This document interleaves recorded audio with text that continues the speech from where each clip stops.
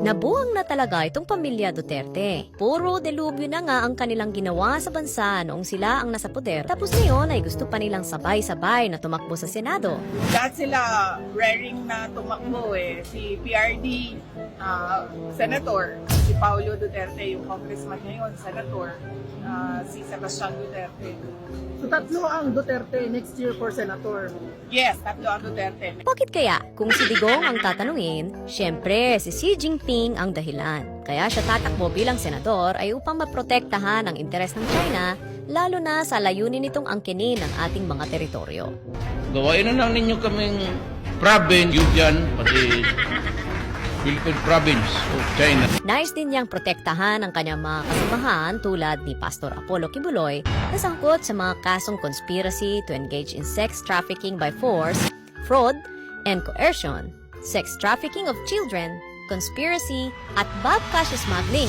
Ang kanyang dating economic advisor na si Michael Yang at kanyang translator na si Lincoln Ong at ang kanyang mga Chinese friends na sina Peter Lim, Sunny Uy at Charlie Tan na pawang identified ng PIDEA na sangkot sa malawakang bentahan ng droga sa bansa. Syempre pa, nais din niyang magkaroon ng immunity, lalo na't nakaamba ang pag-aresto sa kanya ng International Criminal Court dahil sa kasong crimes against humanity.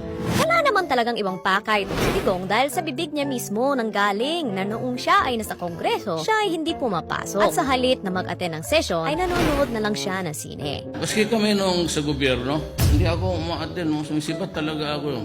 Even in Congress, pagkatapos, copy kunwari, then take the side door and manood na ako ng sine. And as if, hindi pa masaya sa 51 billion pesos na nakulimbat niya bilang congressman ng Davao City 1st District, nais ding tumakbo ni Paulo Pulong Duterte bilang senador. Ito ay kahit wala naman siyang ginagawa bilang kongresista, maliban sa umabsent at bumutas ng bangko sa mababang kapulungan. Magmula noong mahalal si Pulong bilang congressman, ay mas madalas pa siyang makita sa mga bar sa halip na gampanan ng kanyang tungkulin bilang mambabatas. Bakit kaya? Ano naman ang pakinabang niya kapag siya ay naging senador? Kung track record ang pag-uusapan, malinaw na hindi kapakanan ng taong bayan ang kanyang motibo sa profesyon. Hindi kaya niya gustong maging senador upang maproteksyonan ang mga illegal nilang negosyo ni Glenn Escandor tulad ng smuggling at drug trafficking? Gaya ng kanyang ama, tiyak na iskulbukol din ang estilo nitong Pulong bilang mambabatas. Maging si Baste Duterte na number 1 sa pagiging tulongges bilang mayor,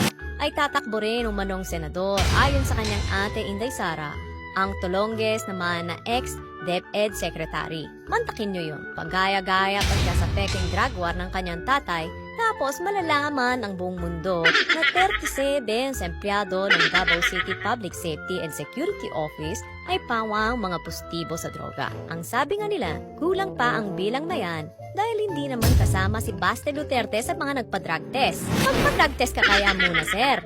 Bakit gusto ng tatlong tukmol na ito na maging senador at gusto nilang magpadami sa Senado? Simple lang ang sagot yan.